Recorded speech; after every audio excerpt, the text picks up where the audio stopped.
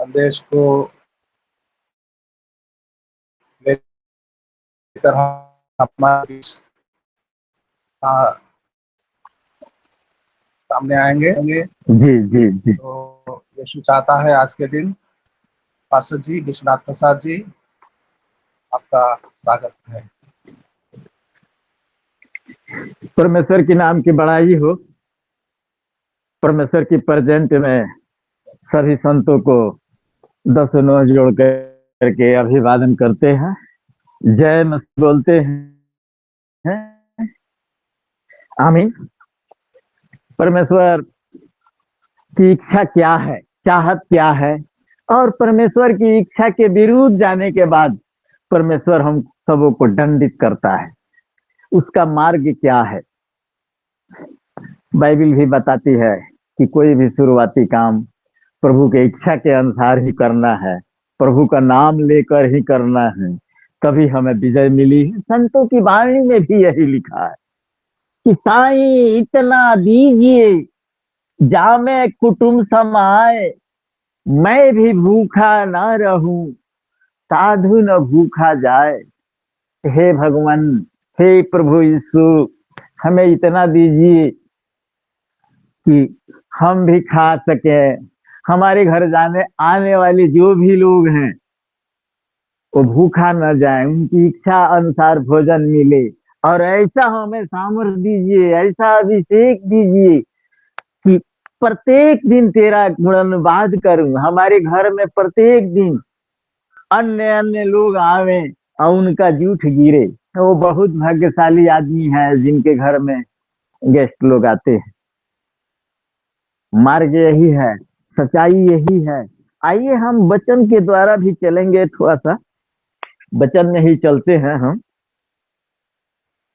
यहाँ वचन बताता है कि जिन राज्यों में परमेश्वर की नाम नहीं लिया जाता उन पर जलजलाहट पहुंचे। वे सब के सब परमेश्वर से, परमेश्वर की मिशन से बेमुख हैं, जो परमेश्वर के नाम नहीं लेते। एक घर में ऐसा है कि जो एक आदमी भी परमेश्वर का नाम लेने वाला हो तो उस घर का पाप को, शराब को बहुत % मिटा देता है। ये पाप शराब कई प्रकार के होते हैं और कई प्रकार से आते हैं। घर में 10 आदमी है, 2 आदमी प्रभु को मानता है और 6 आदमी 8 आदमी नहीं मानता है, उस घर में भी बहुत बहुत शराबें आती है। क्योंकि एक राय से कोई भी काम करने पर तभी आशीष मिलती है। यहाँ वचन भी इसी प्रकार को बताता है। भजन संहिता 89 का 6 वचन में लिखता है कि जो जातियां तुझको नहीं जानती और जिन राज्य के लोग तुझसे प्रार्थना नहीं करते उन्हीं पर तेरा जलजलाहट भड़के। जो तुझसे प्रार्थना नहीं करते, विनती नहीं करते, उन पर जलजलाहट, कोप आएगी। आगे भी बताता है, ये भजन संहिता 2 के 10 से 12 में भी बताता है कि मार्ग यही है, रास्ता यही है। इसलिए अब हे राजाओं, हे बुद्धिमानों, हे पृथ्वी के लोगों, न्यायियों, यह उपदेश ग्रहण करो। डरते हुए यहोवा की उपासना करो और कांपते हुए मगन हो। पुत्र को चूमो, ऐसा न हो कि वह क्रोध करे और तुम मार्ग में नष्ट हो जाओ, क्योंकि क्षण भर में उसका क्रोध भड़कने को है। धन्य है वे जिनकी भरोसा उस पर है।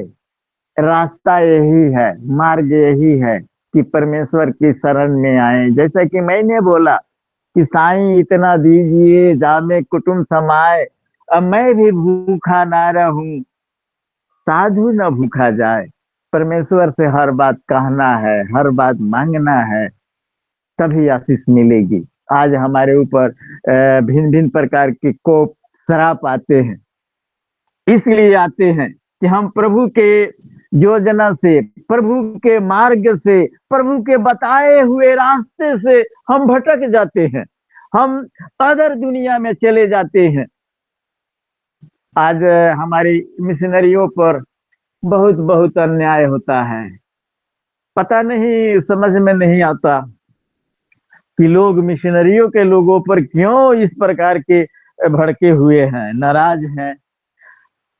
आज 15 दिन के लगभग आगे हमारे एक ठो मित्र हैं, हमारे घर से 10 किलोमीटर के रेंज में, अपने 4-5 गो साथी लेकर के वहां गए थे, आराधना प्रार्थना चला रहे थे गांव में। कोई जाकर के सूचना कर दिया, नजदीक में थाना है, पहाड़पुर थाना, ये हमारे 10 किलोमीटर के रेंज का बात बोलते हैं। और थाना प्रभारी जा करके 4-5 आदमी को वहां से पकड़ कर ले आए और बंद कर दिए और पीटे भी।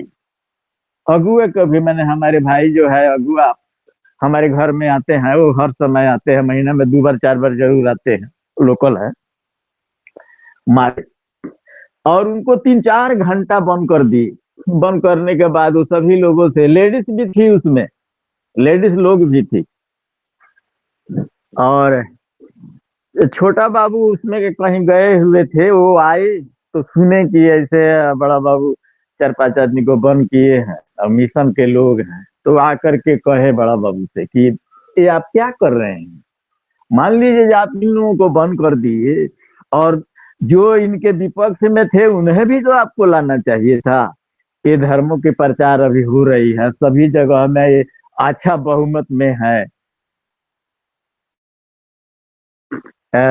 ऐसा आपको नहीं करना चाहिए था।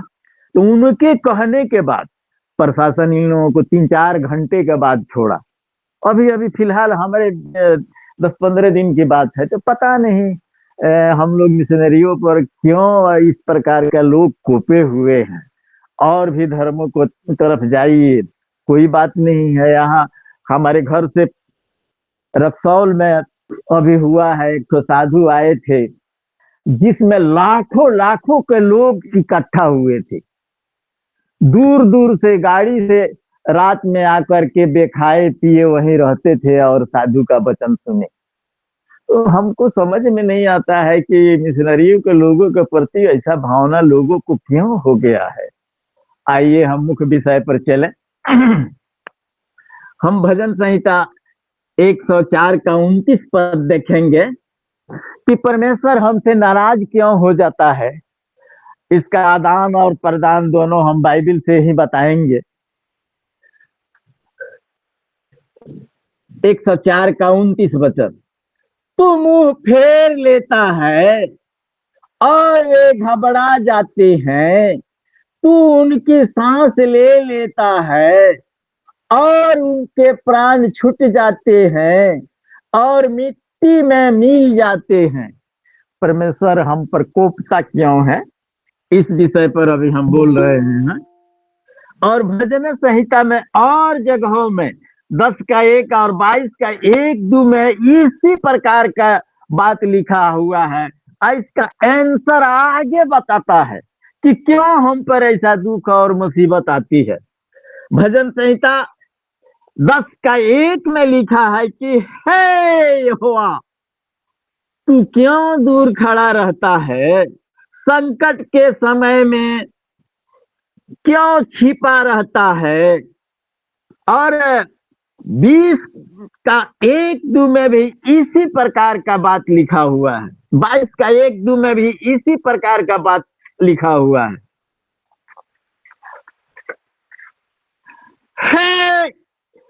हे मेरे परमेश्वर, हे मेरे परमेश्वर, तूने क्यों मुझे छोड़ दिया?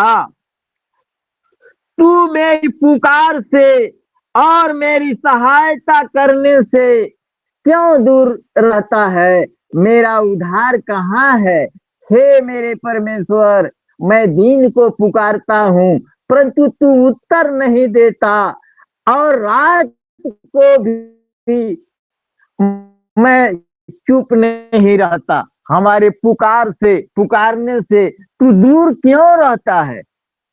इसका जवाब भी हम बाइबिल से ही देंगे। परमेश्वर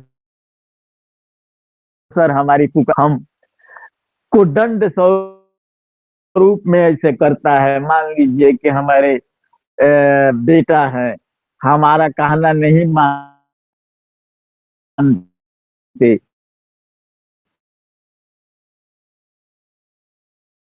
तो ताकत है, हमारी क्षमता है अपने बेटे को अपनी संपत्ति से बेदखल कर देने के लिए। 4 बेटे हैं, 2 बेटा बाप का पक्ष में है और 2 बेटा बाप के पक्ष में नहीं है, तो उसको हिस्सा हम नहीं दे पाते, घर से भी निकाल देने की क्षमता है। उसी प्रकार का परमेश्वर को भी क्षमता है अपने लोगों को, अपने सृष्टि के लोगों को ताड़ना देने के लिए। ताड़ना स्वरूप ही हमारे ऊपर एक पाप श्राप आता है।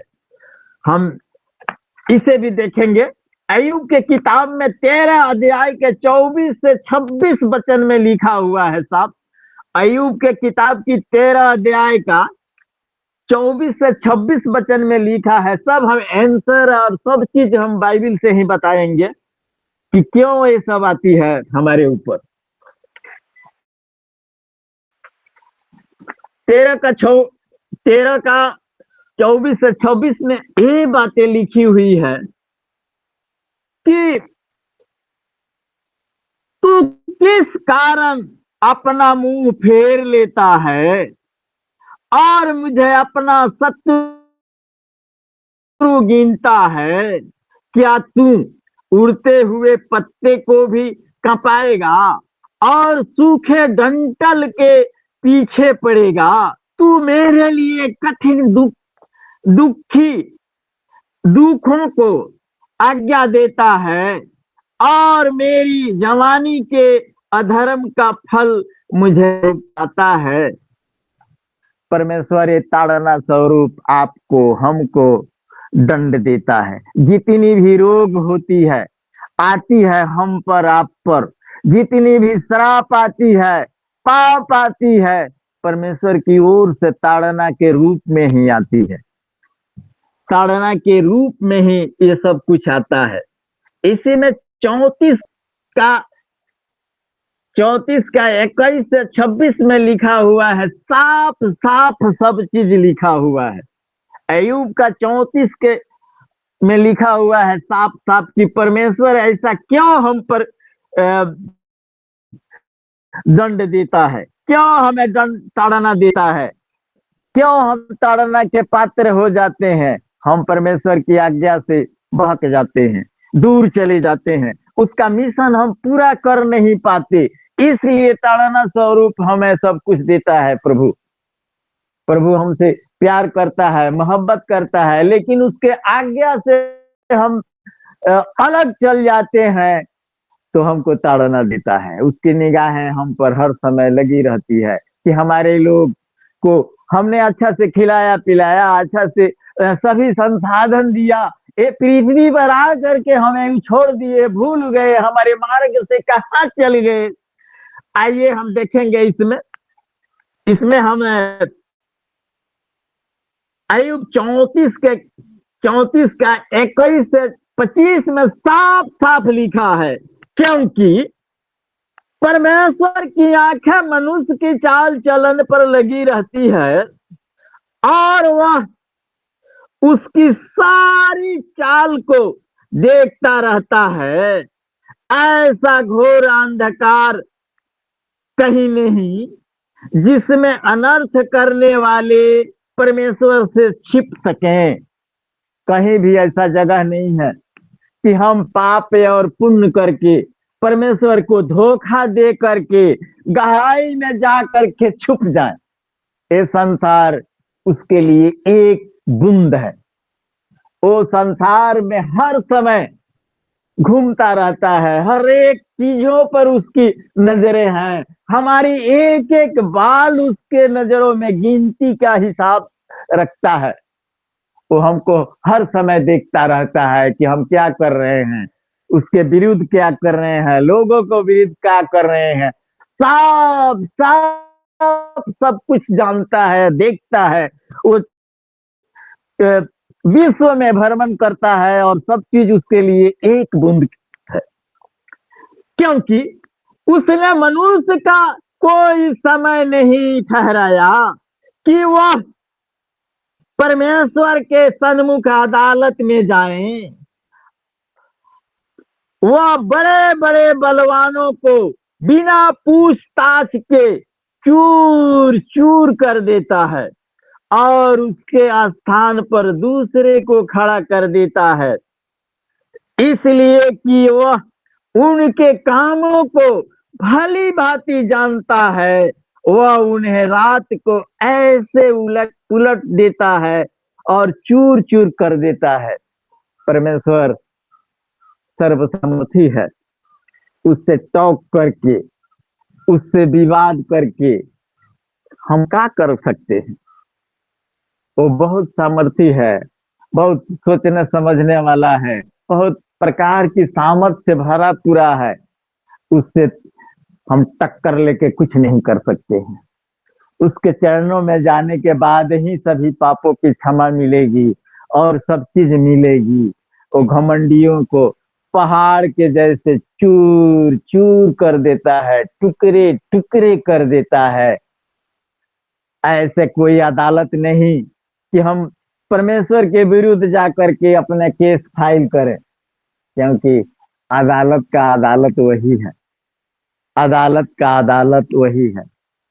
सब कुछ करने की सामर्थ्य उसी के पास है।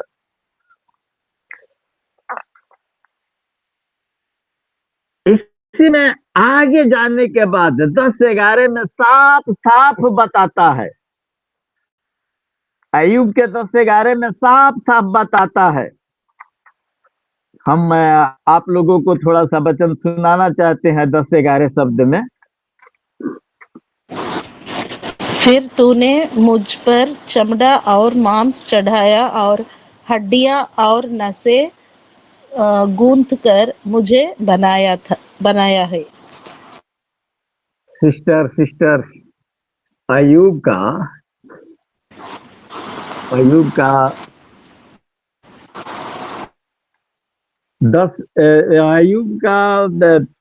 34 का 10-11 में है। 34 का 10-11 पढ़िए ना, अय्यूब का 34 10-11 पद, 34 10-11 पद। 34 10-11 पद। 34 का 10 और 11 पद। इसलिए हे समझ वालों मेरी सुनो, यह संभव नहीं कि परमेश्वर दुष्टता का काम करे और सर्वशक्तिमान बुराई करे। वह मनुष्य की करनी का फल देता है और प्रत्येक की अपनी अपनी चाल का फल भुगताता है। आमीन। आमीन आमीन आमीन। परमेश्वर की निगाहें हम पर लगी रहती है और हमारा करनी का फल भुगताता है। वो हमसे प्यार करता है, लेकिन हम जो अपराध करते हैं तो दंड भी देता है, वो करनी का फल भुगताता है। परमेश्वर हम पर दया करते हुए सब कुछ करता है। इसी में आगे भी चलेंगे सिस्टर, थोड़ा सा 36 को 16 से 28 देख लेंगे। इसी में अय्यूब 36 26 से 28। हाँ 28 28। जी। वे ऊंचे ऊंचे बादल उड़ते हैं और मनुष्यों के ऊपर बहुतायत से बरसाते हैं। 26 का 28 पढ़ी हूँ। 36 का 26 से 28 यहाँ ऐसा बताता है कि देख 26 देख पढ़ रहे हैं भैया। हाँ हाँ देश पढ़िए। परमेश्वर महान और हमारे ज्ञान से कहीं परे है और उसके वर्ष की गिनती अनंत है, क्योंकि वह तो जल की बूंदें ऊपर से खींच लेता है, वे कुहरे से मेंह होकर टपकती है, वे ऊंचे ऊंचे बादल उंडेलते हैं और मनुष्यों के ऊपर बहुतायत से बरसाते हैं। फिर क्या कोई बादल का फैलना और उसके मंडल में का गरजना समझ सकता है? देख, वह अपने उजाले को चहुं ओर फैलाता है और समुंदर की थाह को ढांपता है। आगे भी भैया आगे पढ़ देंगे, 32-33 पढ़ ले लेंगे, बस 32-33, 32-33। वह देश देश के लोगों का न्याय इन्हीं से करता है और भोजन वस्तुएं बहुतायत से देता है। वह बिजली को अपने हाथ में लेकर उसे आज्ञा देता है कि निशाने पर गिरे। इसकी कड़क उसी का समाचार देती है। पशु भी प्रकट करते हैं कि अंधड़ चढ़ा आता है। जी जी जी, रोक देंगे। परमेश्वर सर्वज्ञानी, सर्व सामर्थी, सर्वमय है। नीचे से पानी ले करके ऊपर ऐसे ऐसे बरसात देता है कि पृथ्वी तहस नहस हो जाती है। जरूरत के अनुसार भी पानी देता है। अगर पानी नहीं बरसे तो हम लोग क्या खाएंगे पिएंगे। और 32 में बताता है, वह बिजलियों को अपने हाथ में लेकर उसे आज्ञा देता है कि निशाने पर गिरे। उसकी कड़क, उसकी समाचार, मनुष्य तो मनुष्य है, पशु भी महसूस करते हैं कि परमेश्वर के कोप है। वो सर्वज्ञानी है, सर्वमय है, सर्व सामर्थी है, सब कुछ कर सकता है।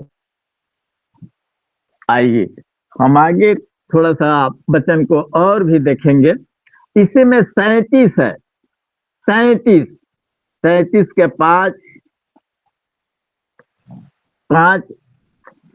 देखेंगे। 37 का 5 और 29 और 24, इसी में अय्यूब में ही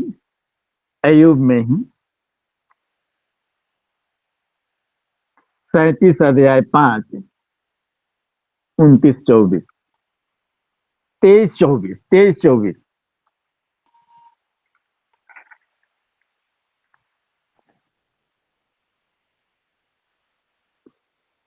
हम पढ़ते हैं। 37 का 23-24। सर्वशक्ति, हाँ हेलो, हाँ, 37 का 23, 5 और 23-24। 5 भी। जी 5 पहले। परमेश्वर गरज कर अपना शब्द अद्भुत रीति से सुनाता है और बड़े बड़े काम करता है जिनको हम नहीं समझते। जी, अब 23। वो बड़े बड़े काम करता है जिसे हम नहीं समझते। वो सर्वज्ञानी है। और 23 और 24। सर्वशक्तिमान परमेश्वर जो अति सामर्थी है और जिसका भेद हम पा नहीं सकते, वह न्याय और पूर्ण धार्मिकता को छोड़ अत्याचार नहीं कर सकता। इसी कारण सज्जन उसका भय मानते हैं और जो अपनी दृष्टि में बुद्धिमान है उन पर वह दृष्टि नहीं करता। आमीन आमीन आमीन। परमेश्वर के नाम की बड़ाई हो। सज्जन लोग, परमेश्वर से डरने वाले लोग उसका डर भय मानते हैं। और निर्बुद्धि लोग वो विनाश के लिए चले जाते हैं, विनाश में झोंक दिए जाते हैं।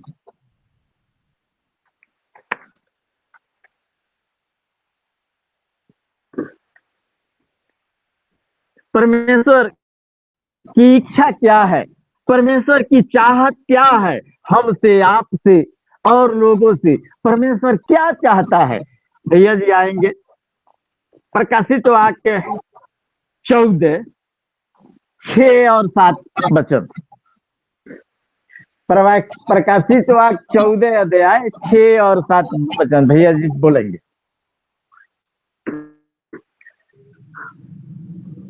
प्रकाशित वाक्य 14, 6 और 7 वचन। अच्छा 6। फिर मैंने एक छह सात। और हाँ बोलिए बोलिए। फिर मैंने एक और स्वर्गदूत को आकाश के बीच में उड़ते हुए देखा, जिसके पास पृथ्वी पर के रहने वालों की हर एक जाति, कुल, भाषा और लोगों को सुनाने के लिए सनातन सुसमाचार था। और उसने बड़े शब्द से कहा, परमेश्वर से डरो और उसकी महिमा करो, क्योंकि उसके न्याय करने का समय आ पहुंचा है। और उसकी आराधना करो, जिसने स्वर्ग और पृथ्वी और समुद्र और जल के सोते बनाए। 6 7 हो गया भैया। जी यहाँ परमेश्वर अपने लोगों को, ये जो जल के सूरतें बनाए, समुद्र बनाए, धरती आकाश बनाए, उनसे डरने की बात करता है, उनसे आराधना करने की बात करता है। जैसे कि हम शुरुआत में ही बताए हैं कि जो जो राज्य के लोग परमेश्वर की आराधना नहीं करते, प्रार्थना नहीं करते, उन पर जलजलाहट परमेश्वर भेजता है। भैया थोड़ा सा इसी में आगे हम देख लेंगे व्यवस्था विवरण 10 के 12। व्यवस्था विवरण की किताब 10 का 12। परमेश्वर की चाहत इच्छा यही है कि सब लोग डरें और हमारी आराधना प्रार्थना करें। 12 और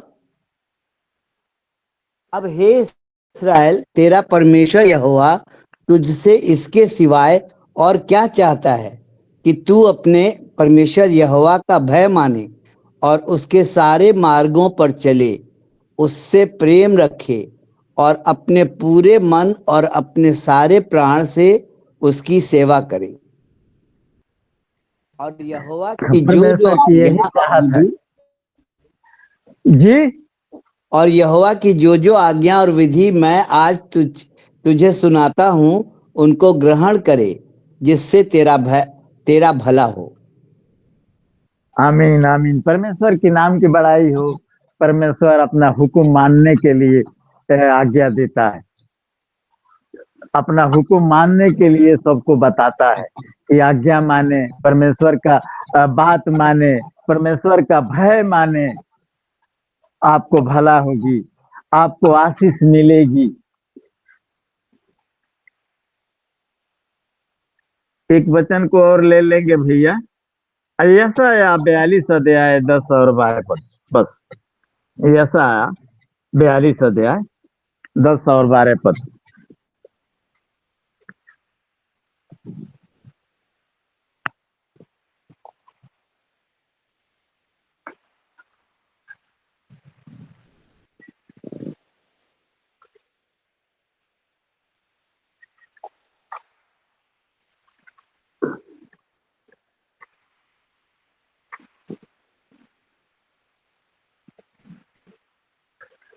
हेलो। हाँ पढ़ रहे 42 10 और 42 का 12। 10 42 का 10 और 12। 10 और 12 बस। अच्छा अच्छा।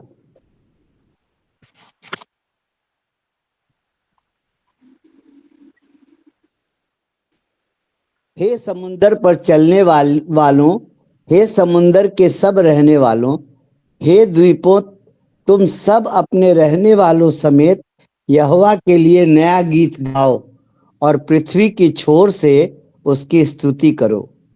जंगल और उसमें की बस्तियां और केदार के बसे हुए गांव जय जयकार करें।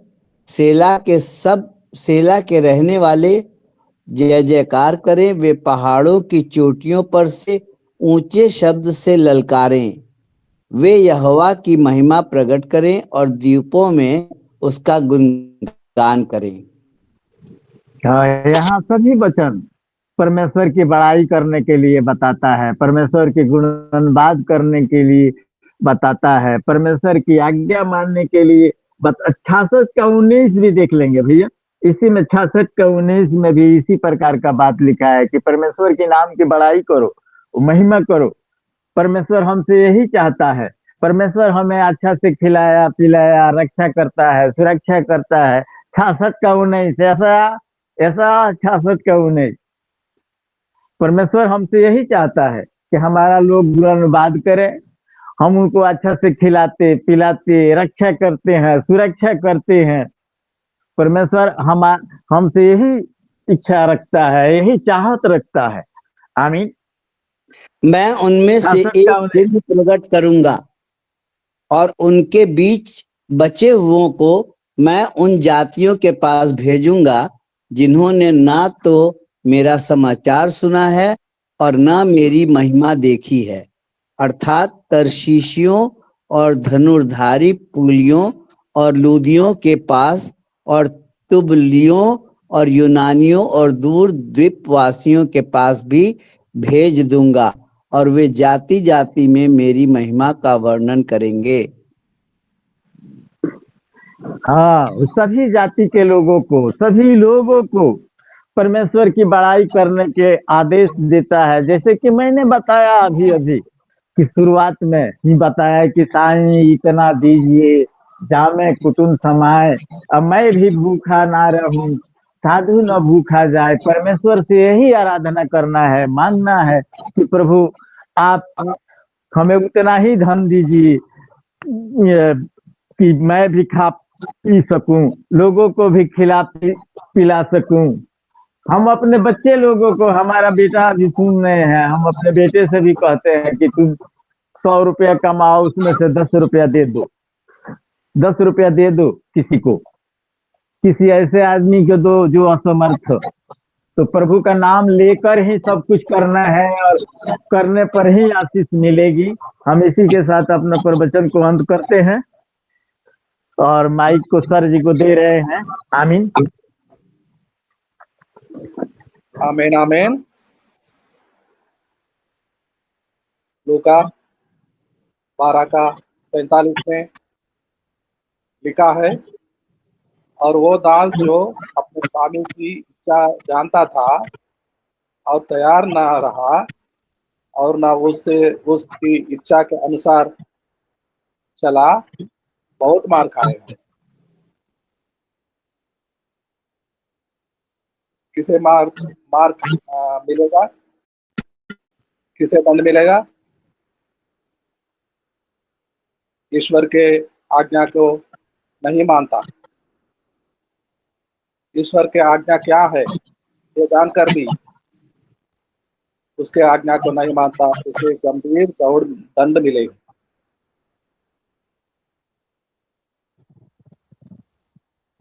तो हम परमेश्वर के दास जन पहले परमेश्वर की इच्छा क्या है ये जानना बहुत ही जरूरी है, और उसके इच्छा के अनुसार, आज्ञा के अनुसार चलना बहुत ही जरूरी है। इच्छा को जानना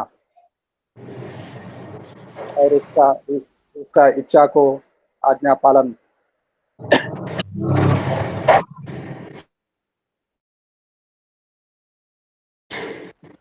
छः का 8 पढ़िए। मीका पुस्तक मीका का 6 का 8 पढ़िए, और पढ़ने के बाद ये सब आवाज नहीं आ रही है भैया। मीका पुस्तक अध्याय 6 और 8वां वचन को पढ़ेंगे। हमारा है आवाज?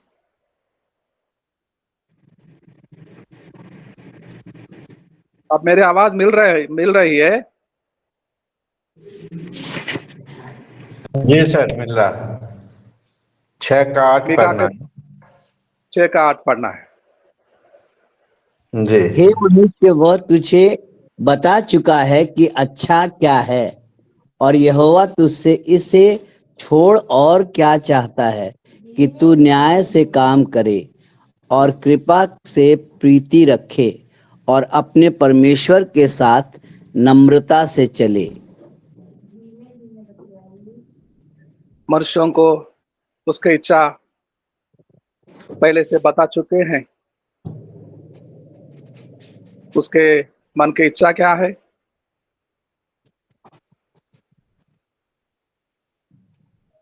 ये जानना बहुत ही जरूरी है और उसके आज्ञा के पालन करना बहुत ही जरूरी है। अब साजन कोशी सर सामने आए और इस विषय पर अपना कंक्लूजन सुनाए। साजन कोशी सर, शाहडोल, मध्य प्रदेश से। Praise the Lord. प्रभु के दास, मतलब हमारे ग्रुप के सबसे सयाने और सीनियर व्यक्ति एवरेडी पास्टर विश्वनाथ जी ने अपने वचनों को रखा और वचन की गूढ़ बातों को हमें चिताया, बताया, समझाया। उन्हें दे जिस आवेश और जिस महिमा के द्वारा इन बातों को हमें चिताया, बताया, समझाया, एक एक के जीवनों में यह कार्य के रूप में परिणित हो, इसको हम समझ पाए और उसके अनुसार अपने जीवन में वो परिवर्तन लाएं ताकि हम मसीह को भाते हुए हो पाए। और अंत में जैसा अपने सेंट्रल पास्टर धनराज साहब ने कहा, परमेश्वर हमसे चाहता क्या है, प्रभु की मांग क्या है, प्रभु की योग्य हम बनने के लिए हमें जो बता चुका है, उन बातों का उदाहरण जो मीका 6:8 में हमें मिला। और अगर इन बातों को हमें समझना है तो अध्याय 6 तो पढ़ना पड़ेगा, और अगर पूरा नहीं पढ़ सकते तो 6 से आखिरी वचन तक अगर पढ़ लेते हैं तो हमें बहुत कुछ परमेश्वर की योजना को समझने का समझ मिलेगा। और ये जो मीका 6 से 16 तक जो पढ़ने की बात है, इसको अगर हम पढ़कर अपने जीवनों में रख पाएंगे, समझ पाएंगे, उतार पाएंगे, तो परमेश्वर की योजना जो हम मनुष्यों के लिए है उसको हम समझ पाएंगे। काश ऐसा हो पाए कि हम परमेश्वर की योजना के तहत रह पाए और उनकी योजना के अनुसार अपने आप को रख पाए। धन्यवाद प्रभु का। वचन पूरा सत्य है, अटल है, अड़िग है, सर्वसिद्ध है और वचन के अनुसार हमें होने के लिए निहायत आवश्यक होना ही पड़ेगा।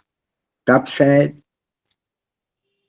हमारी दौड़ प्रभु के योग्य और प्रभु जैसा चाहता है वैसी होने की स्थिति बन पाएगी। धन्यवाद प्रभु। वचन को हम समझ पाए और जब तक हमारे शरीरों में बल है या पैर हाथ चल रहे, तभी तक तो हम वचन पढ़ सकते हैं और वचन सुन सकते हैं और सुना सकते हैं।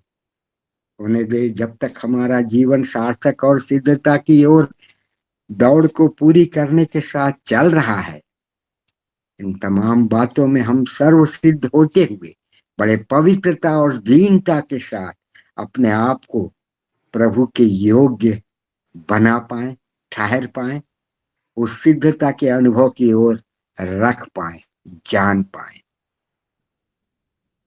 हर एक दास जो अटल और अड़िग वचन है, जो शुद्ध, पवित्र और ताया हुआ है, इसको सुनाता, समझाता, बताता, ये निरंतर कितने सालों से हो रहा और अब तक प्रभु का आगमन नहीं हुआ। और हम सबकी उम्मीद क्या है, उस उम्मीद को हम जरा सोचें, आंखें समझें कि प्रभु का द्वितीय आगमन होगा और हमें वो अपने घर लेके जाएगा, जहां हम उनके साथ रहेंगे और बिना किसी तकलीफ के, बिना किसी चिंता और दुख के हम प्रभु के राज्य में प्रभु के साथ बड़े अधिकार के साथ रहेंगे, बसेंगे। धन्यवाद प्रभु। आइए हम छोटी सी प्रार्थना करें। धन्यवाद, धन्यवाद, धन्यवाद। पवित्र वचन जो हमें दिया गया है, इसकी महत्ता को हम समझ पाए, प्रभु की योजना को हम जान पाए, प्रभु हमसे क्या चाहता है उसको हम सीख पाए और सिखा पाए। Yes Lord. और हर एक घुटना इस बात को जानने, मानने और चलने पर अपने आप को ठहरा ले। Yes Lord. धन्यवाद। हर एक घुटना आपके अदब को, आपके प्रेम को, आपके चाहत को समझ पाए पिता। हम आपके योग्य सर्वसिद्ध होकर बड़े पवित्रता और दीनता के साथ प्रभु की निकटता में काश आ पाते। Yes Lord. हमारा पूर्ण भरोसा प्रभु पर हो जाए। धन्यवाद प्रभु। आदर और महिमा आपको देते प्रभु। हर एक बात से पिता आपका नाम और सिर्फ आपका नाम, क्योंकि सर्वसिद्ध केवल आप हैं प्रभु। मानकर जानकर आप में बने रहने की पात्रता चाहते, मांगते, रखते, करते प्रभु। यस, आशीषित कर ले प्रभु। प्रार्थना को प्यारे प्रभु यीशु मसीह के नाम से मांगते हैं। आमीन, आमीन, आमीन। आमीन। Thank you Sajan Kosi sir, आपको धन्यवाद देते हैं। और नीरोज सैमन साहब, हाँ हेलो। आप कहाँ से हैं? शालोम। शालोम, आप कहाँ से हैं? गोरखपुर से, गोरखपुर से। गोरखपुर यूपी से। Okay okay okay. आपका स्वागत है। हर रोज आप 6 साल से ऊपर हो गए हैं लगातार भोर को प्रतिरोज प्रार्थना में मिलते हैं कुछ लोग। मैं आंध्र प्रदेश से हूँ, विशाखापट्टनम से, और बिहार से, यूपी से, कई अलग अलग राज्यों से, नेपाल से भी कुछ लोग मिलते हैं प्रार्थना में। आप भी मिल सकते हैं, जुड़ सकते हैं, हमारे साथ चल सकते हैं। आपका नंबर बताएंगे?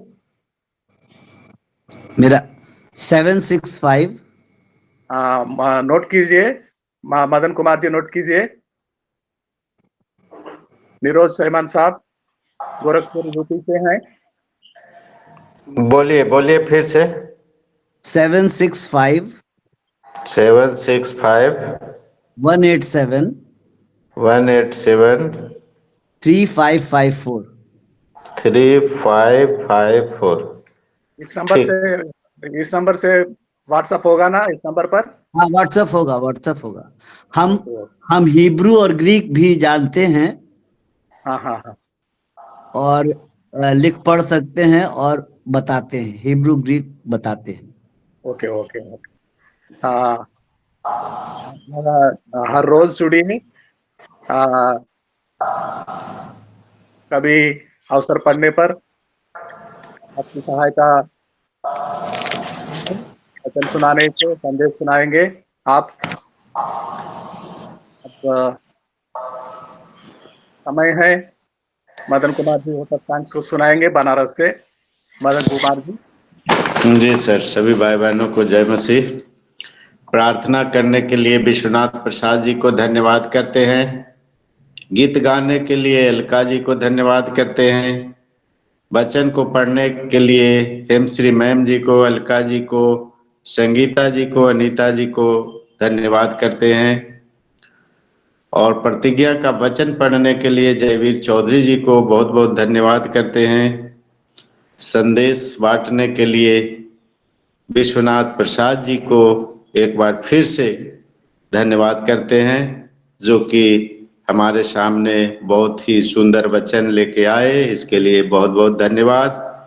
और अंतिम प्रार्थना करने के लिए साजन कोसी सर जी को भी बहुत बहुत धन्यवाद करते हैं और जितने भी हमारे भाई बहन जुड़े हुए हैं प्रति भोर आशा लगाए रहते हैं उन सभी को बहुत बहुत धन्यवाद करते हैं। जय मसीह। आमीन। जय मसीह। आप Madan Kumar ji, God bless you. अब समय है आखिरी आशीषों को लेकर यही सभा यहीं पर समाप्त करेंगे। विश्वनाथ प्रसाद जी, पास्टर जी, आप आइए, आशीष को सुनाइए ताकि हम यहीं पर हिंदी